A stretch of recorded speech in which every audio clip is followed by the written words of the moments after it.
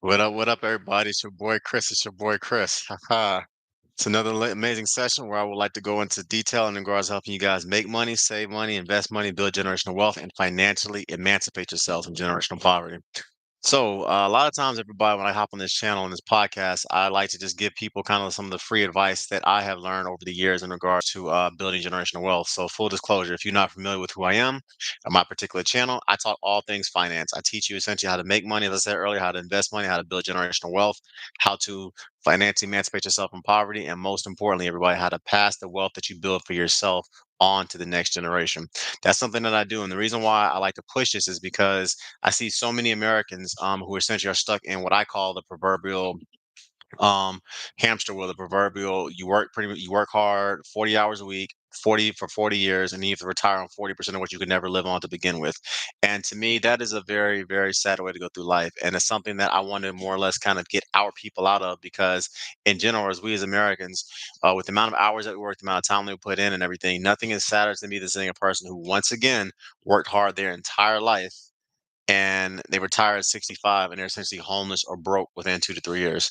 And that is the unfortunate reality for a lot of Americans. If you actually take a look at the numbers and statistics, the average American over 47% of Americans cannot afford a $1,000 emergency. Think about that for a minute. When you actually run the numbers when it comes to your emergency funds and it comes to things of that nature, when it comes to retirement accounts, the average American, over 50% of Americans, have less than $10,000 saved in their bank accounts. And when it comes to their brokerage accounts, their Roth IRAs, wills, and things of that nature, the average typical American does not have a will. They don't have a Roth. They don't have a will. They do not have a trust. They have nothing more or less set up in place that they can legally pass money from themselves into the next generation. So I want to change a lot of that. I am a mechanic by trade. I am a mechanical engineer. I went to North Carolina A&T State University to get my engineering degree.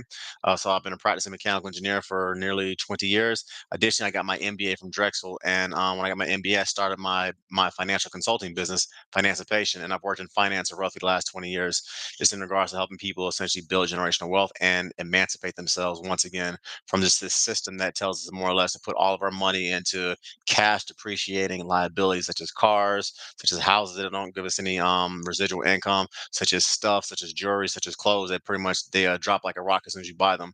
Our society is built on putting people in a position where that is essentially what they're doing. And I want to change that because nothing is sadder, as I say, than people who spend their entire life buying liabilities that don't give you any money versus buying assets that put money into your pocket. Okay, so that's what we're gonna change. So fire away, everybody. Ask your questions. Ask your questions. In general, I like this to be a session where I'm asking the questions, and I kind of more or less go through and kind of just answer any question that you have. So yeah, let's get started. Let's get started. I want to talk about the things that I find the middle class, some of the mistakes that the middle class makes in regards to why a lot of people that are in the lower middle class and that are quote unquote poor, why they stay in those environments and why they stay in that area. And I want to talk about this because at the end of the day, I think a lot of people, if they knew better, they would do better.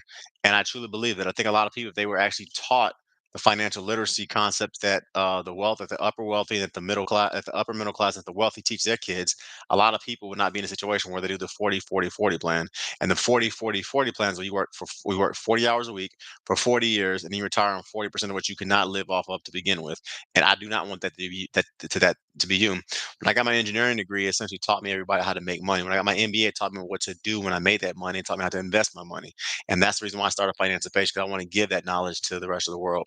The first mistake, everybody, that I noticed that a lot of my clients that are in the lower middle class make is that and that are quote unquote poor is that they have no emergency fund. So, full disclosure, by the term poor or lower middle class in America, that means any family or any household income that makes between $0 to $40,000 a year. So, essentially, if you were in a household where you make between $0 to $40,000 a year, you are considered either poor or lower middle class. And the reason why they say that is because, in general, everybody, if you are making those amounts of money, you typically live in an environment where the schools most likely, if sadly, are not the best. You typically most likely live in an environment where your healthcare may or may not be the best. And you also typically live in an environment where, for the most part, you're paying off every bill every month by by income. Uh, Degenerative asset, such as credit cards and things of that nature. So, one of the first things that I notice whenever I do my one-on-one consultations with people is that, typically speaking, if they're in that price range where they are making between $0 to $40,000 a year, Typically they have no emergency fund. Now, the emergency fund is such an interesting concept because, full disclosure, it's one of those kind of things that a lot of times I find people of every socioeconomic status, they kind of, some extent, jump over and they skip. And the reason why they skip it is because it's one of those kind of things where, in general, if you are not fully prepared to create one and or you don't have a budget, you don't understand the importance of it. So this is what I mean by that. By all means, everybody, please subscribe to the channel as well. I drop weekly content every Sunday at 9:30 a.m. And by all means, please hit the like, comment, share, and subscribe button, and support your content creators. So we want to give $1, we're going to give $2 or so. Support your content creators so that we can continue to give you guys free content. Okay. But an emergency fund is one of the things that I find, typically speaking, those in the lower in the middle class just simply do not fully comprehend or take advantage of. So this is what I tell everybody to do. When you are on your path to building generational wealth, and by the way, when I say you are on your path to building generational wealth, that starts today. At the time you listen to my podcast, from this point forward, I want you to start your path to generational wealth, because one of the things that the middle class, one of the things that the ultra wealthy and the upper middle class understands this concept called the, compounding interest. And if you essentially start investing your money today, you don't wait until tomorrow or yesteryear or another somewhere in the future, we start making more money. Getting started is literally easily one of the biggest and the best things that you can do when it comes to building generational wealth. As Warren Buffett said, the best time, everybody, to plant a tree was 20 years ago. The next best time to plant a tree is today. The best time, everybody, to buy a stock was 20 years ago. The next best time to buy a stock is today, particularly if it's a total stock market index fund or total stock market exchange traded fund that follows the US stock market, because it's going to give you roughly 10 to 12% historically speaking. So not having an emergency fund, everybody, is literally the death knell I find out comes a lot of people when it comes to building wealth. And this is actually a mistake that I myself made, because I was investing so heavily into my brokerage accounts, and so heavily into my HSAs, and so heavily into my SEP IRAs, and so heavily into my 401ks, that I did not take the proper time to actually invest the way that I should have been into my emergency fund. So what ended up happening was, when had a major life event happen to me, I had to rely on my quote unquote emergency fund. And then I realized I didn't have a big enough one. So at that point, I kind of completely recalibrated my entire system. I started maxing out. I started, instead of maxing out my HSA, my Roth IRA, my 401k, and my SEP IRA every year, I started instead creating a fully stocked emergency fund. So, what is a fully stocked emergency fund? I'm glad that you asked. So, a fully stocked emergency fund, everybody, is essentially 3 to 6 months of living expenses for you. And the reason why this is so important is because there is no quote unquote number for an emergency fund for everybody. If you make $100,000 a year and your expenses are $100,000 a year, your 3 month emergency fund obviously is going to be very different from a person that makes $40,000 a year and they only spend $20,000 a year. So you need to basically create a budget that says, how much money do I have coming out? And more importantly, how much money do I have coming in? And then from there, you can properly determine what your 3 to 6 month emergency fund is going to be. And given everything that we have kind of going on right now in regards to the tariffs, trade wars, and everything else kind of going on in America. Recession is coming, a looming recession is possible that may or may not be coming soon. And other factors that are happening. Having a fully stocked emergency fund, everybody, of 3 to 6 months, and I personally think a fully stocked emergency fund is about 9 to 12 months. But having a fully stocked emergency fund is one of the most important financial things you can do. It's kind of like trying to make a building, but having no base. If you try to start creating wealth, but you don't have a emergency fund, it's literally trying to create a building that has no base. It's going to collapse. We're trying to build a tower that doesn't have any concrete or mortar or rebar on the bottom. So you have to make sure that you have a very good base, and an emergency fund is a great way to do that. And it literally goes without saying. I don't care whether I'm doing a financial consultation with millionaires here in Miami, or whether I'm doing financial consultations with people who essentially live in Carroll City or Liberty City or South Side of Chicago or Southeast DC or West Baltimore or whatever it is. Generally speaking, it does not matter where you live, or Brickell here in Miami. It does not matter where you live. If I'm doing a financial consultation with you and you do not have a budget, 90% of the time, people that are in that situation are, generally speaking, living paycheck to paycheck. And that does not matter whether they're making $300,000 a year or whether they're making $15,000 a year. So create a budget. You need to know how much money you're spending on women, how much money you're spending on alcohol, how much money you're spending on your car note, how much money you're spending essentially on bills, how much money you're spending on charitable giving, how much money you're spending on food, on partying, whatever it is. Make sure you have a budget that essentially encapsulates exactly what you are living your life by, living your lifestyle by, because that way you know how much money you have going out. But more importantly, you also have know how much money you have coming in. So, for instance, if you have $5,000 you can pay $5,000 every month, and you have $3,000 going out for the expenses, that means your 3 month emergency fund is 3,000 times three, which is $9,000. Your 12 month emergency fund will be 3,000 times 12, which is $36,000. So Have a fully stocked emergency fund, everybody. That is literally the most important thing I find when it comes to building generational wealth for people. Because if you don't have that, everyone, once again, you were starting off your foundational building block of building wealth, which is like a tower building, having a very poor or piss poor base, okay? And you do not want to be in that case. And the first mistake that I find that the lower middle class and the poor makes, everybody, is that they don't have an emergency fund because it gives you mental peace and emotional security, and it also gives you a great financial base, knowing essentially what it is that you need. Got you.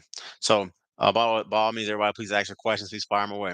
The next major financial mistake that I find the poor and the lower middle class makes, everybody, is that they rely on credit cards and debt to get through every month. So this is one of the saddest things because if you understand the way the credit card concept works, it is literally selling you financial bondage and slavery from a financial perspective.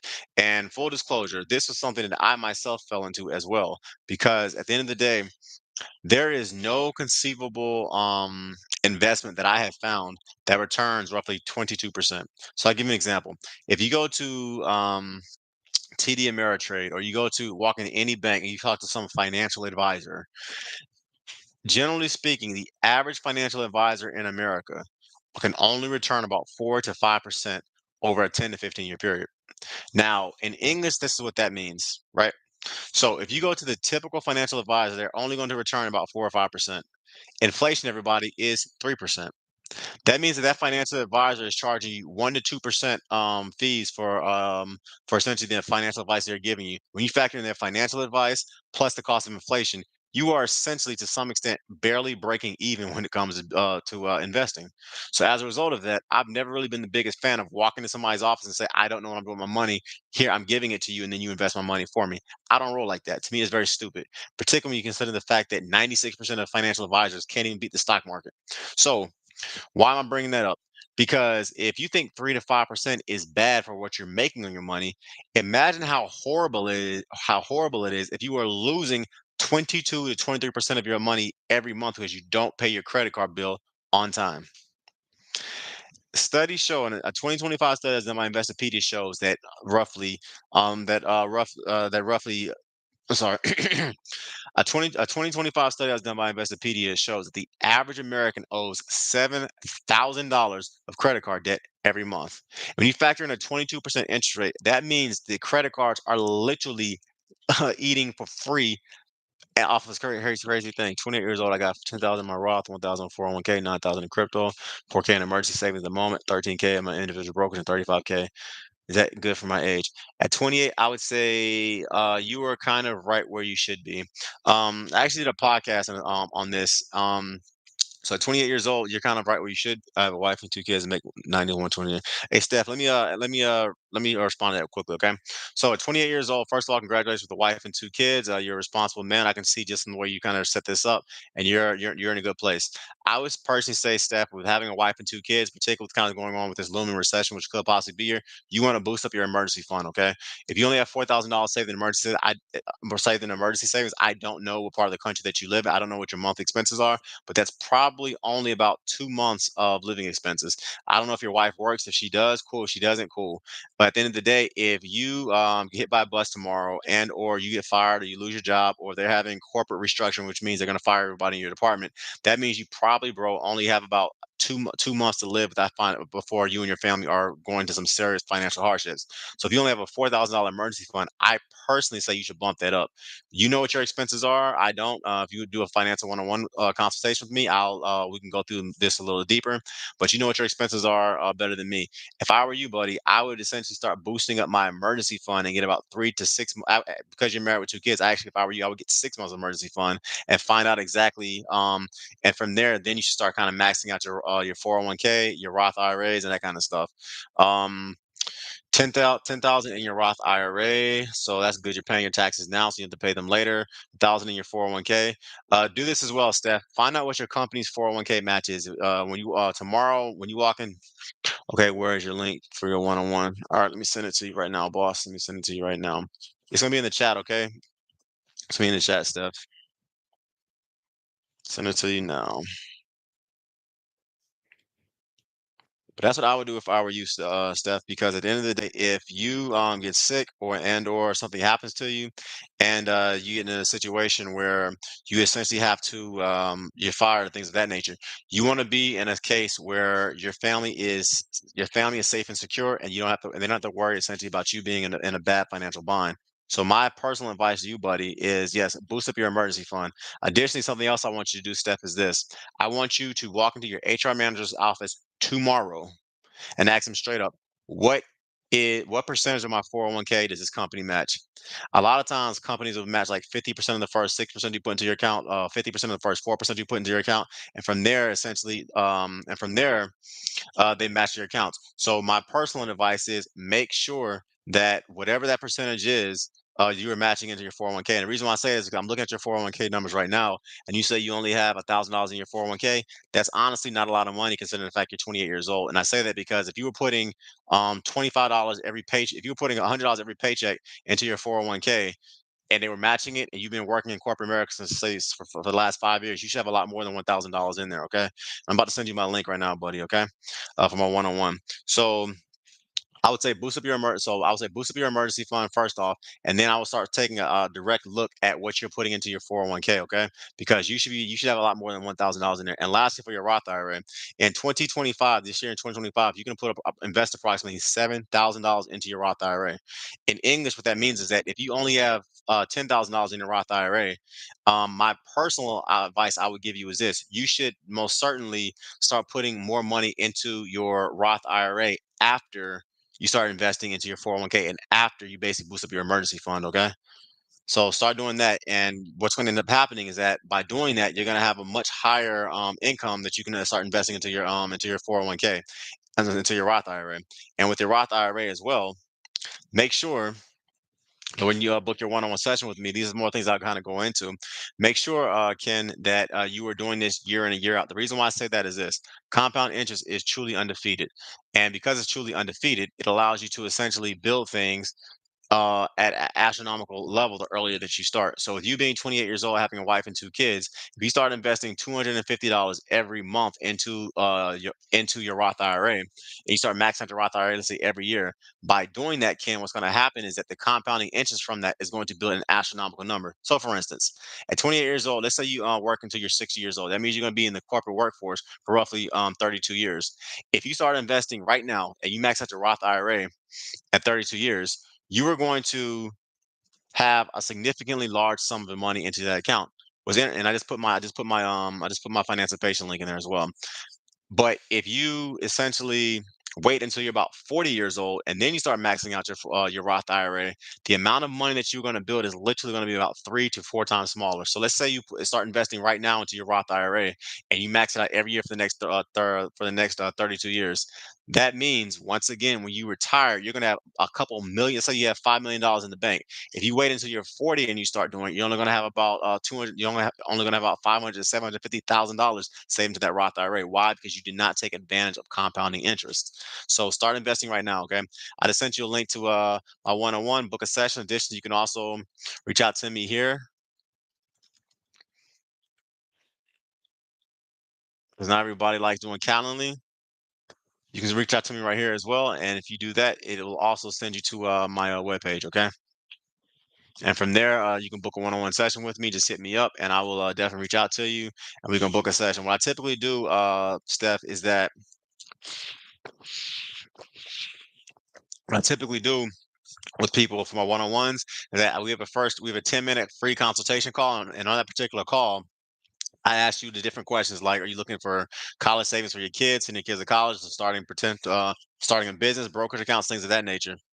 What's up, Paul? How are you? How are you? And also, everybody, please support your content creators. Hit that dollar sign below so you can show your support for Financipation. My ticker symbol, my Cash App symbol is dollar sign Chris P485. That's CHRIS P485.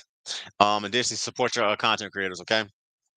But yeah, we can go through all we can go into all this. If I'll tell you order of operations that I think you personally should go with, Steph, based off of your savings and things of that nature. Also we can walk through crypto. We can walk through 401k. We can walk through Roth IRAs, traditional IRAs, what's beneficial for you. And if you have a wife and two kids, you want to make sure that they are taken care of as well. So I can tell you there's different ways you can set it up so you can get so you can put more or less take full advantage of all the opportunities that capitalism offers. Okay.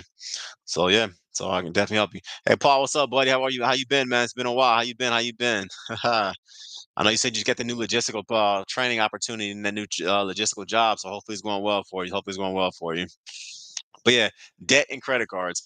On my road to building generational wealth, I made three major mistakes. One of them was credit card debt, and it took me a couple years to get out of that. And it's a whole nother story for a whole nother day. It's going to be in my book. I promise you guys. Okay, but credit cards to me are the bane of our existence in capitalism. I kind of wish we would adopt more of the European model and that we never use credit cards ever outside of possibly buying a car and a home.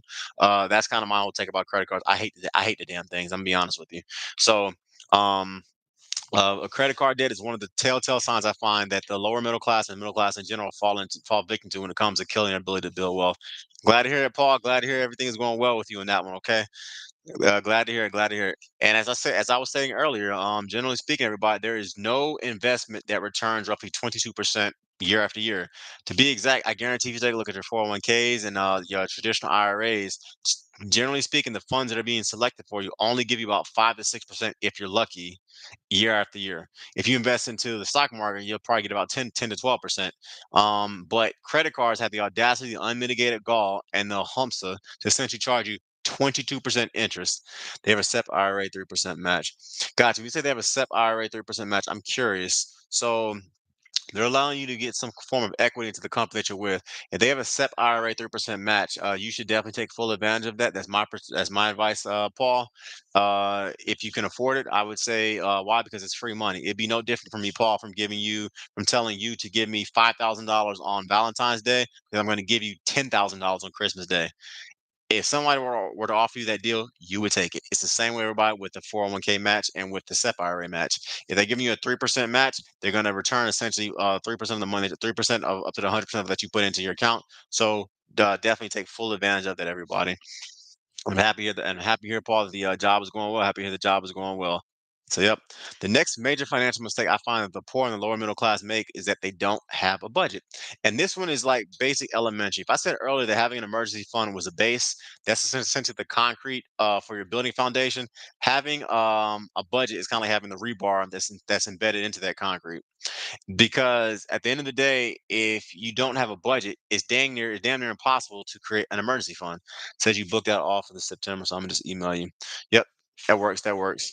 What I'm gonna do a lot of times it happens, Steph. A lot of times with some of my clients, they'll book it out for me and they'll actually pay me for the class, and then something will come up, a family emergency, something things of that nature, and then what end up happening is that they won't be able to book and they'll cancel their session and things will open up. So yeah, email me, Paul, the real financial patient at gmail.com. And I would definitely figure out a time to put you in. Okay. And like I said, our first session, I'm gonna go. It's gonna be about 10. It's gonna be about 10 to 12 minutes long. I'm just gonna find out who you are, what you're looking for, whether it's investments for your kids, whether it's starting a business, whether it's scholarships, whether it's sending your kids to college for free, things of that nature. The best softwares that I use essentially to write off my business expenses, why everyone should start a business, all that kind of stuff. I'll go into all that detail. Okay. So definitely book a one-on-one session with me. Just send me an email and we will go from there. Okay. We will go from there.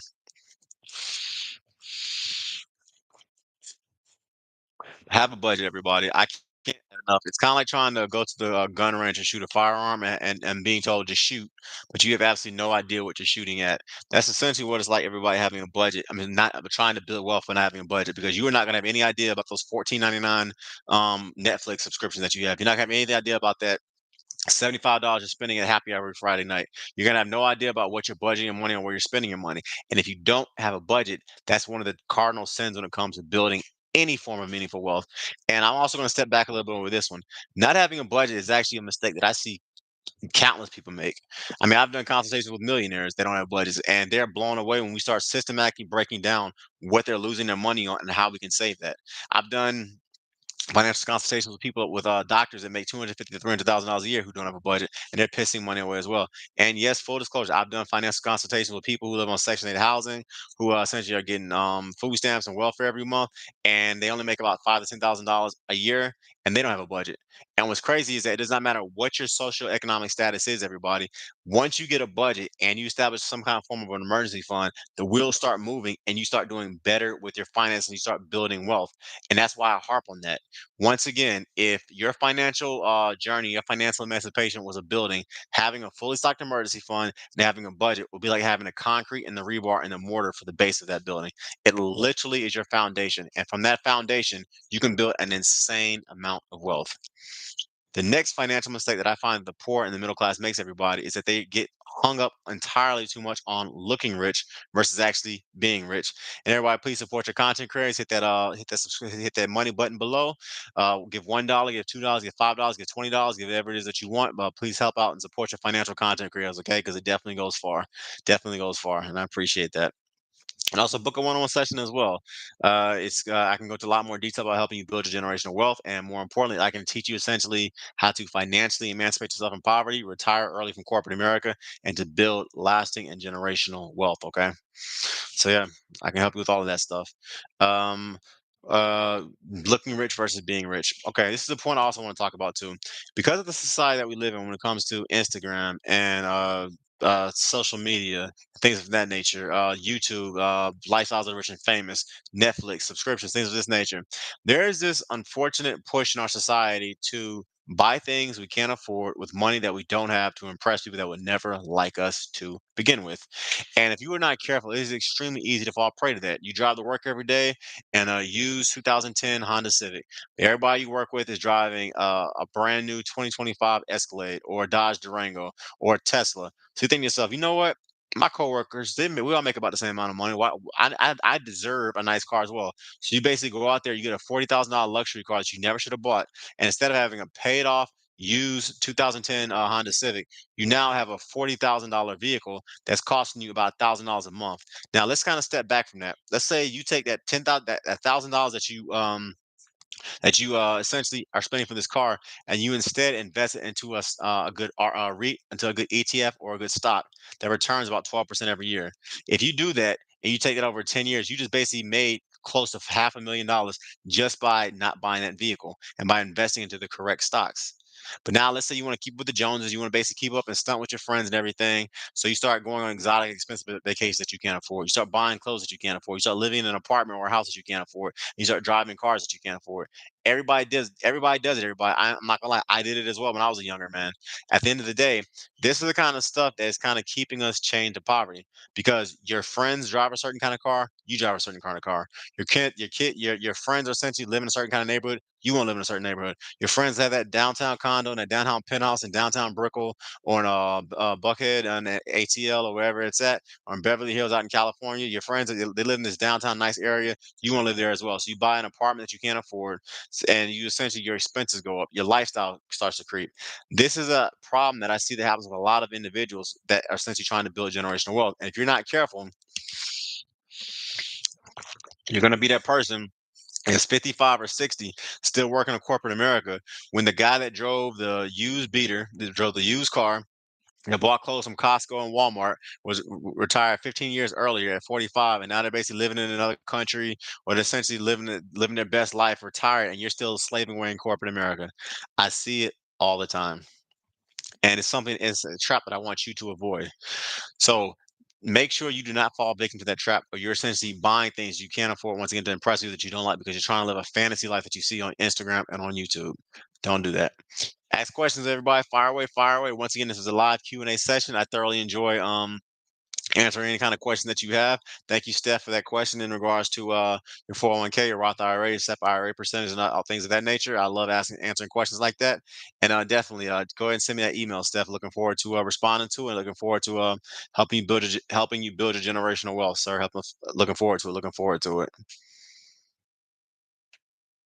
So, yep. Keep it moving, keep it moving. Fire the questions away, everybody. Fire the questions away. Once again, I'm an MBA. I love teaching finance. I love pushing the ministry of building generational wealth. And I love just honestly keeping it real with you guys about just different mistakes that I made with money, different things that I'm doing to kind of change my financial tree. And just kind of building the kind of freedom that I see that a lot of Americans don't no longer have because we've been taught in this system to basically be in debt and be in financial bondage until we're 65 and then to die broken down, beat up with a couple $100,000 in the bank and then call that life. I don't believe that's the way we should be living, people. I'm just gonna be honest with you, real with you. And I think a lot of the mistakes that we make is because we are marketed an American dream that is just full of debt and is killing us as a group of people and as a country. And I want to do my part to change that because I truly believe that every American, whether you make $40,000 a year, you make $30,000 a year, you make $300,000 a year, can die a debt-free millionaire and live the way they want to live their life. Okay. All right, everybody, keep it moving, keep it moving. Keep asking the questions. Keep asking the questions. I thoroughly enjoy answering you guys' financial questions, and I thoroughly enjoy kind of just pushing the ministry of generational wealth. So keep it moving.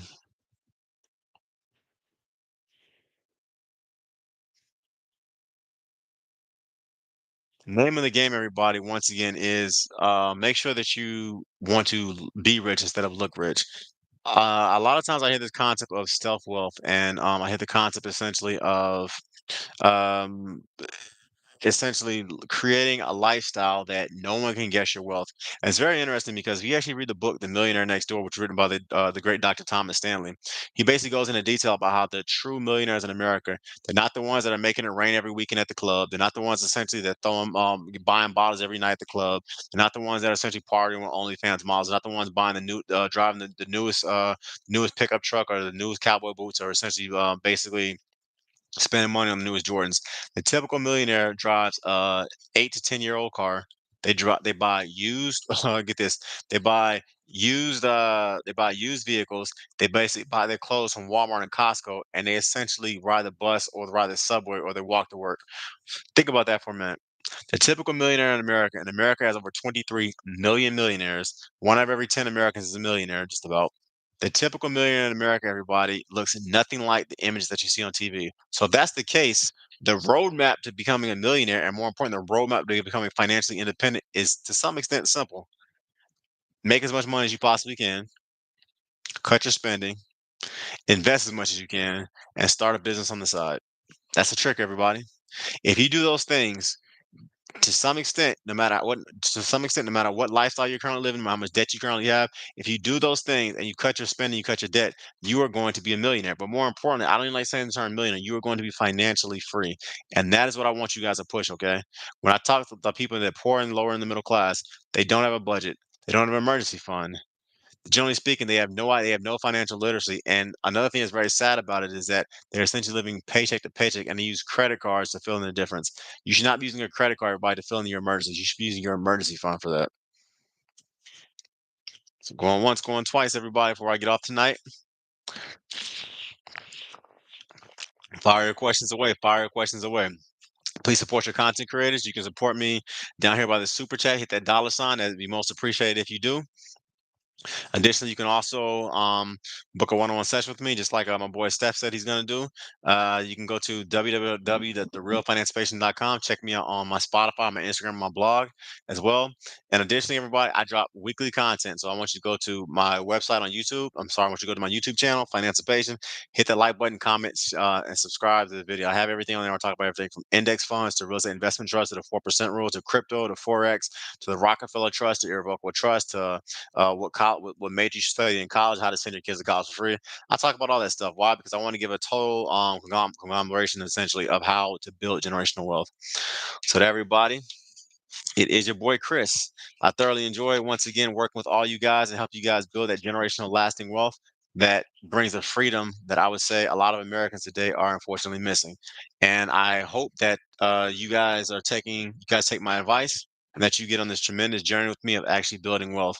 Because nothing is cooler once again than being the person in your family that everybody says, okay, that guy changed my generation. That guy changed my generational tree. Because of Chris, I started investing in my 401k. Because of Chris, I started a business. I started maxing my SEP IRA every year. Because of Chris, I got into real estate and I got into essentially stocks and things of that nature. That essentially everybody is who you want to be in your family. You don't want to be the individual who everybody says, "Oh, here comes this guy. He's gonna beg. He's gonna ask you for money again." You don't want to be that person, okay? So yeah. All right, everybody, going once, going twice. Any other questions? Any other things you guys want me to answer for this free financial coaching session? Mm.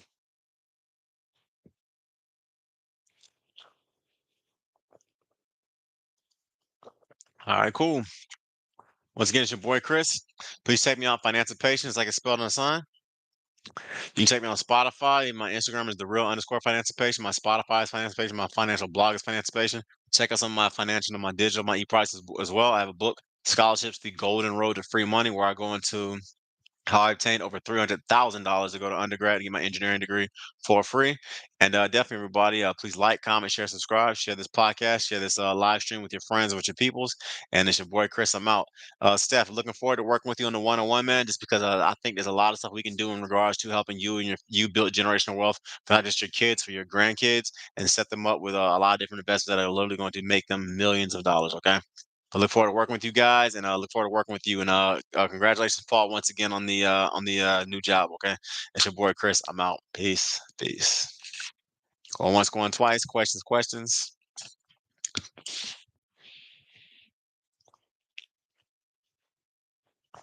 All right, peace, peace.